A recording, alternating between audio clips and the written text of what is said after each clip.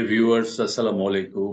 Learning line একাডেমির পক্ষ থেকে আমি মোহাম্মদ রফিকুল ইসলাম আপনাদের সবাইকে শুভেচ্ছা জানাচ্ছি। Hope you are well.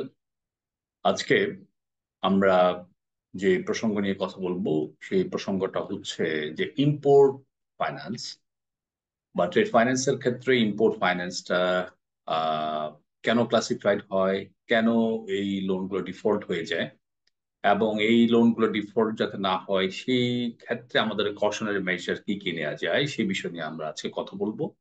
আমাদের ইন্ডাস্ট্রিতে সবচেয়ে বড় একটা বিষয় হচ্ছে যে আমাদের বাংলাদেশে ক্লাসিফাইড লোন এবং ক্লাসিফাইড লোনের একটা বড় অংশ হচ্ছে ট্রেড ফাইন্যান্স অর্থাৎ ট্রেড রিলেটেড যে ফাইন্যান্স করেছে।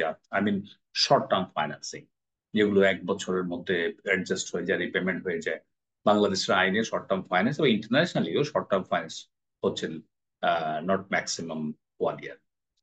তো আমরা সেই ক্ষেত্রে আমরা আজকে ইম্পোর্ট নিয়ে কথা বলবো, পরবর্তীতে আমরা এক্সপোর্ট বা অন্যান্য ট্রেড লোন গুলো নিয়ে কথা বলবো। ইম্পোর্ট ফাইন্যান্সের ক্ষেত্রে আমরা কেন ক্লাসিফিকেশনের মুখোমুখি হই, কেন আমাদের লোনগুলো ডিফল্ট হয়ে যায়, এই প্রসঙ্গ নিয়ে আমরা আজকে কথা বলতে চাই।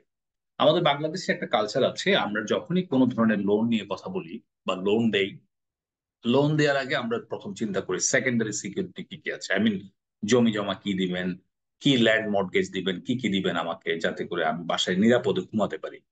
বিষয়টা সেটা না, কারণ কারণ আপনি জমি জমা বন্ধক নিয়ে বা সেকেন্ডারি সিকিউরিটি নিয়ে বাসায় আরামে ঘুমাচ্ছেন, ঘুমিয়ে সুন্দর করে চাকরি শেষ করে বাসায় যেতে পারছেন এন্ড সার্ভিস বেনিফিট নিয়ে, এটা খুবই রেয়ার। কারণ মূল জায়গায় কিন্তু আমরা হাত দিচ্ছি না। মূল জায়গায় কোনটা? দেয়ার আর টু টাইপস অফ সিকিউরিটি, একটা হচ্ছে যে প্রাইমারি সিকিউরিটি, একটা হচ্ছে সেকেন্ডারি সিকিউরিটি। ট্রেড ফাইন্যান্সের ক্ষেত্রে, স্পেশালি ট্রেড ফাইন্যান্সের ক্ষেত্রে আমি বারবার বলছি, আই রিপিট, ট্রেড ফাইন্যান্সের ক্ষেত্রে আপনার ফোকাস থাকা উচিত সবসময় আন্ডারলাইং গুডস বা স্টক বা প্রাইমারি সিকিউরিটির উপরে। যেই গুডস গুলো ইম্পোর্ট করে আমি আপনাকে লোন দিয়েছি, যে গুডসটা ইম্পোর্টের এগেনস্টে আপনাকে আমি লোন দিয়েছি, সেই গুডসটা প্রপারলি ম্যানেজমেন্ট হচ্ছে কিনা, প্রপারলি হ্যান্ডেল হচ্ছে কিনা, প্রপারলি সেলস হচ্ছে কিনা, সেলস প্রসিডটা প্রপারলি রিপেমেন্ট হচ্ছে কিনা, ব্যাংকে আসছে কিনা। এবং আমি এই যে যেই আন্ডারলাইন গুডস ইম্পোর্ট করে দিচ্ছি, সেই গুডস এর ক্ষেত্রে, ইম্পোর্টেড গুডস এর ক্ষেত্রে, যে আমি যে পোস্ট শিপমেন্ট ফাইন্যান্স করতেছি, আই মিন এলটিআর দিচ্ছি বা যে কোনো ধরনের ফান্ডেড লোন দিচ্ছি on behalf of the importer to settle the pebbles of the bank অথবা ইম্পোর্টার, তাহলে সেই ক্ষেত্রে আমি একটা ফান্ডেড লোন দিচ্ছি, ফান্ডেড লোনটার টেনিউরটা গুডস এর ক্যাশ সাইকেল বা লাইফ সাইকেলের সাথে সিনক্রোনাইজ করে কিনা, গুডস এর লাইফ সাইকেল অথবা ক্যাশ সাইকেলের সাথে লোনের টেনিউরটা ম্যাচ করে কিনা। রিপিট, গুডস এর ট্রেড সাইকেল বা ক্যাশ সাইকেলের সাথে আমার লোন টেনিউরটা ম্যাচ করে কিনা। যেমন আমরা একটা এলটিআর দিচ্ছি, একটা পেঁয়াজ ইম্পোর্ট করছি, যেটার লাইফ সাইকেল ধরেন 30 দিন, কিন্তু আমরা 180 দিন তাকে এলটিআর দিয়ে দিচ্ছি, কারণ ইম্পোর্টার বলছে, বাংলাদেশ ব্যাংক বলেছে যে পোস্ট ইম্পোর্ট ফাইন্যান্স হচ্ছে 180 ডেজ, আপনি কেন আমাকে 30 ডেজ দিবেন? নো। অনেক সময় রেগুলেটর আপনাকে ম্যাক্সিমাম থ্রেশহোল্ড লিমিটটা করে দিয়েছে, কিন্তু according to the nature of the goods আপনাকে কিন্তু এই যে পোস্ট শিপমেন্ট ফাইন্যান্সিং এর টেনিউরটা কিন্তু এভাবে ঠিক করতে হবে। যেমন আপনি আপনি আমাদের আজকে আমাদের আলোচনায় সেগুলো আসবে। আমি একটু শুরুতেই যে কথাটা নিয়ে এমফাসাইজ করতে চাই যে আমাদের সেকেন্ডারি সিকিউরিটির চেয়েও প্রাইমারি সিকিউরিটিতে এমফাসাইজ দিতে হবে বেশি। প্রাইমারি সিকিউরিটি কি জিনিস? প্রাইমারি সিকিউরিটি হচ্ছে যেই আন্ডারলাইন গুডসটা আমি ইম্পোর্ট বা এক্সপোর্ট করে দিচ্ছি সেটা। এখন দেখেন, আমরা ইম্পোর্ট ফাইন্যান্সিংটাকে আমরা দুই ভাগে ভাগ করি, একটা হচ্ছে যে প্রি শিপমেন্ট ফাইন্যান্সিং, একটা হচ্ছে পোস্ট শিপমেন্ট ফাইন্যান্সিং। অর্থাৎ শিপমেন্টের আগে আমরা ফাইন্যান্স করছি কি কি? আমরা এলসি দিচ্ছি, একটা লেটার অফ ক্রেডিট দিচ্ছি, এবং পোস্ট শিপমেন্ট ফাইন্যান্সের ক্ষেত্রে আমরা ফান্ডেড ফ্যাসিলিটি দিচ্ছি, এলটিআর, ওভারড্রাফট বা কাস্টম ডিউটি দেওয়ার জন্য যে কোনো ধরনের funded facility from the bank. এই বিষয়গুলো কিন্তু আমরা এন্টারটেইন করছি, যেগুলোকে আমরা পোস্ট ইম্পোর্ট ফাইন্যান্সিং বা প্রি শিপমেন্ট ইম্পোর্ট ফাইন্যান্সিং বলে কিন্তু আমরা কিন্তু ক্লাসিফাই করেছি। এখন দেখি চ্যালেঞ্জেস গুলো কোথায় কোথায়। যে আমরা pre shipment post shipment finance বলছি, এখানে চ্যালেঞ্জেস কোথায়? চ্যালেঞ্জেস গুলো হচ্ছে, প্রথমে চ্যালেঞ্জেস হচ্ছে আমরা সেকেন্ডারি সিকিউরিটির উপর জোর দিই। যে একটা ইম্পোর্ট লোন দেওয়ার সময় বা একটা ইম্পোর্ট কাস্টমার বুকিং করার সময় অথবা ইম্পোর্ট কাস্টমার একটা রিভলভিং বেসিসে ক্রেডিট ফ্যাসিলিটি দেওয়ার সময় আমরা সবসময় চিন্তা করি যে ভাই আপনি আমাকে জমি জমা মর্টগেজ কি দিবেন। মূলত জিনিসটা আমরা আমাদের যে জিনিসটা দেখতে হবে সেটা হচ্ছে প্রাইমারি সিকিউরিটি এবং তার এন্টারপ্রেনারশিপ আছে কিনা, সে আসলে ওই লাইনে বিজনেস করে কিনা, তার সেই লাইনে ব্যবসা আছে কিনা। একজন এই চাকরিজীবী ঘুষখোর, তাকে আমি সে ইম্পোর্ট করছে, অর্থাৎ কালো টাকা সাদা করার জন্য ব্যাংকে আসছে, সে ইম্পোর্ট করবে, কিন্তু অথচ তাকে আমি ক্রেডিট লাইন দিয়ে দিচ্ছি, বাট তার কোনো এন্টারপ্রেনারশিপ নাই।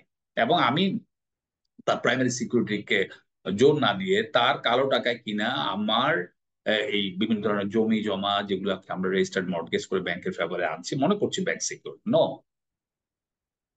আরেকটা চ্যালেঞ্জ যেটা mismatch loans goods and values, অর্থাৎ আমাদের এখানে যে ইম্পোর্টেড গুডসটা আমি আমি এনে দিচ্ছি সেইটা সবসময় আমাদের আউটস্ট্যান্ডিং লোনের সাথে মিসম্যাচ করে। কেন মিসম্যাচ করে? এই কারণে মিসম্যাচ করে যে আমরা ওভার অথবা inflated sales contract against LC করেছি। 100 টাকার গুডস আমি 150 টাকা দিয়ে এনেছি, গুডস গুলো যখন বাংলাদেশে আসছে তখন এই গুডসটা সেল হবে 100 টাকায়, তাহলে যে লোনটা আমি 150 টাকা দিয়েছি সেখানে কিন্তু 50 টাকা আউটস্ট্যান্ডিং এবং লং ওভার ডিউ হয়ে যাবে এবং এই লোনটা একসময় ক্লাসিফাইড হয়ে যাবে। অতএব আমাদের গুডস এর ভ্যালুটা অর্থাৎ price verification is very essential before opening letter of credit. এটা কিন্তু খুবই এসেনশিয়াল একটা টুলস। অর্থাৎ প্রাইস যদি প্রপারলি ভেরিফাই করতে না পারি, অ্যাকচুয়ালি এই গুডসটা মার্কেটে কত সেল হচ্ছে সেটা যদি less than the actual price sale হয় তাহলে অটোমেটিক্যালি লোনের একটা বিশাল পোর্শন কিন্তু ক্লাসিফাইড হয়ে যাবে এবং আস্তে আস্তে ওই কাস্টমার কিন্তু খারাপ হবে, ব্যাংক কিন্তু ভালনারেবল সিচুয়েশনে চলে যাবে। আর যে জিনিসটা আর যে চ্যালেঞ্জেস গুলো আমরা দেখছি ক্যাশ সাইকেল ক্যালকুলেশন, সেটা আমি আমরা কথা বলেছি যে আমরা আসলে গুডস গুলো কি আমি কিভাবে আমি গুডস গুলো আহ আনছি ইম্পোর্ট করছি এবং সেটার ক্যাশ সাইকেলটা এবং কত দিনের মধ্যে এটা পুরোপুরি ভাবে এটা রিসিভেবলসটা আমার হাতে আসবে, সেলস প্রসেসটা আমার হাতে আসবে, সেটার সাথে আমার কিন্তু আউটস্ট্যান্ডিং লোনের সাথে ম্যাচ করে কিনা সিনক্রোনাইজ করে কিনা সেই জিনিসটা আমাকে কিন্তু দেখতে হবে। আজকে আমি একটা এক্সাম্পল দিতে চাই। বাংলাদেশে অনেক জায়গায় বাংলাদেশের যে ক্লাসিফাইড লোন আছে তার ম্যাক্সিমাম লোন হচ্ছে আপনার ট্রেড লোন। ট্রেড লোনের ক্ষেত্রে এইসব চ্যালেঞ্জেস গুলো আমরা মাথায় নিয়ে নাই, আমরা প্রাইমারি সিকিউরিটিটা মাথায় নিয়ে নাই, আমরা ক্যাশ সাইকেলটা ক্যালকুলেট করতে পারি নাই, maximum amount tenure of post import loan আমরা অ্যাভিল মানে ফ্যাসিলিটেট করেছি। তারপরে আমরা ওভার ইনভয়েসিং আন্ডার ইনভয়েসিংটা কিন্তু স্ক্রুটিনাইজ করি নাই। কারণ হচ্ছে কি আমরা প্রাইস ভেরিফিকেশনের ক্ষেত্রে আমাদের কোনো প্রপারলি কোনো টুলস টেকনিক্স নাই। তারপরেও আমরা ডিউ ডিলিজেন্স অ্যাপ্লাই করে আমরা যদি ম্যাক্সিমাম অ্যাজ পসিবল যদি আমি প্রপার প্রাইসে ইম্পোর্ট এলসিটা এস্টাবলিশ করতে পারতাম তাহলে আমাদের একটা portion of the trade loan classified কখনো হতো না। এখন আসেন একটা সলিউশন দেখি। সলিউশনটা ভেরি ইজি, আমার কথার মধ্যে আপনারা সলিউশন পেয়ে গেছেন। সেটা হচ্ছে regular visit of to the importers premises. আমরা কিন্তু ইম্পোর্টারের প্রিমিসেসে যাই না, আমরা কিন্তু লোনটা দিয়ে আমরা কিন্তু ব্যাংকার, আমরা কখনো কাস্টমার ভিজিটে কিন্তু ক্যালাস মানে আমরা যাই না, কাস্টমার ভিজিট করি না। এবং এবং স্টক রিপোর্ট ভেরিফাই করা, কাস্টমার গোডাউনে যাওয়া, কাস্টমার ওয়্যার হাউসে যাওয়া একজন ব্যাংকার, কারণ আমার সিচুয়েশন আমার কনটেক্সটটা কিন্তু এরকম। যেহেতু আপনি যদি বলেন যে ইউরোপ আমেরিকায় তো এরকম স্টক ভিজিট করে না, স্টক রিপোর্ট নেয় না, স্টক আমি কেন দেখবো, আমি তো ব্যাংকার, আমি তো পেপার দেখি গুডস দেখি না। নো, আপনি পেপার দেখেন না, গুডস দেখেন না, it is only for the good customer, it is only for the performing customer. কিন্তু আপনি যখন দেখবেন যে আপনার কনটেক্সট ডিমান্ড করছে, আপনার টাইম ডিমান্ড করছে, আপনার কাস্টমার ডিলিংকুয়েন্ট হচ্ছে, কাস্টমার বারবারই আপনাকে কিন্তু এই স্টক রিপোর্ট দিয়ে মিসম্যাচ করছে, স্টক রিপোর্ট ভুল দিচ্ছে আপনাকে, সেই ক্ষেত্রে আপনাকে তো on the greater interest of the bank আপনাকে কিন্তু যেতে হবে stock visit, stock report collection. এবং সবচেয়ে মজার বিষয়টা হচ্ছে আমি আমার অভিজ্ঞতা দেখেছি এঙ্গেজ উইথ কাস্টমার্স। আপনার ইম্পোর্টার কার সাথে সেল করছে, কার সাথে ব্যবসা করছে।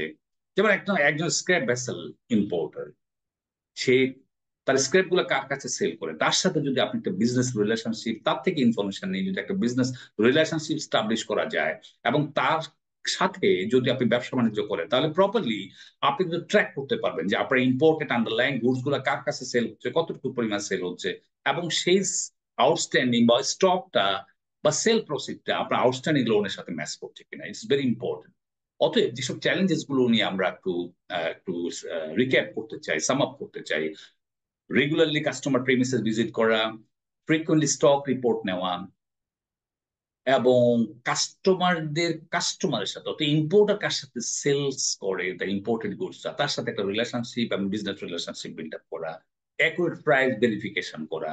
এবং যদিও এটা টুলস টেকনিক্স গুলো কিন্তু খুবই কোশ্চেনেবল, এখনো পর্যন্ত স্ট্রাকচার কোনো ওয়ে নাই যে প্রাইস ভেরিফিকেশন করার জন্য, তারপর এটা ডিউ ডিলিজেন্স দিয়ে আমরা কিন্তু এটা করে থাকি এবং এবং অনেক ক্ষেত্রে ফ্রুটফুল হচ্ছে সেটা। এবং নো ইয়োর কাস্টমার, সবসময় আমরা বুক করবো যে good customer not bad customer. That's all for today. আমরা ক্রমান্বয়ে ভিডিও দিব। লার্নিং লার্ন একাডেমির ইউটিউব চ্যানেলে থাকবেন, লাইক দিবেন, শেয়ার করবেন এবং সাবস্ক্রাইব করবেন, যাতে করে আপ টু ডেট আপনার ভিডিওগুলো পেতে পারেন। আজকে এই পর্যন্তই, সবাই ভালো থাকবেন। এটা না হচ্ছে preventive will for defaults in import finance and structured approach. আমরা ট্রেড বেসড ফাইন্যান্সিয়াল ক্রাইম নিয়ে অনেকগুলো ভিডিও আপলোড করবো, আশা করি আমাদের সাথে থাকবেন। আজকে এই পর্যন্ত, সবাই ভালো থাকবেন। আসসালামু আলাইকুম।